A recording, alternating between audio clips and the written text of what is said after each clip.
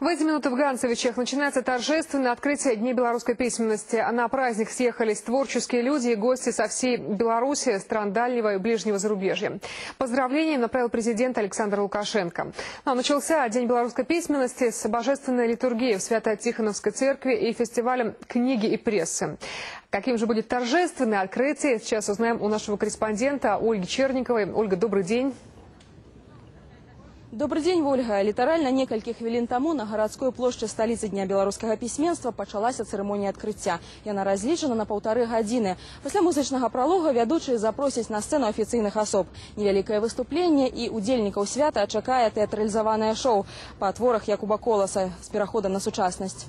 Далей раскрыецца інтрыга дня. Гэта абвяшчэнне імёнаў пераможцаў рэспубліканскага конкурсу на лепшы літаратурны твор. Паэтычны, празаічны, у галіне драматургіі розных жанраў.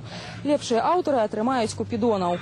Пасля афіцыйнай урачыстай часткі галоўная сцэна не апусцее. Гараджан і гасцей свята чакае канцэрт калектыву мастацкай самадзейнасці Брэшчыны. Між іншым, асаблівую цікавасць павінна выклікаць цырымонія адкрыцця алеі пісьменства. Але пра гэта ў наступным выпуску навін. Тым часам, нагадаю, у Ганцевічах праходзіць фестываль кнігі і прэсы. Прэзентацыі беларускіх выдавецтваў разгарнулася дзіцячая літаратурная пляцоўка. Працуе горад майстроў. Карацей кажучы, удзельнікі свята часу дарэмна не губляюць. І сапраўды праз мову, друкаванае слово и культурные традиции яднание белорусов отчувается. Ольга. Спасибо, Ольга. Ольга Черникова следит за праздничными событиями в Ганцевичах. Там проходит День белорусской письменности.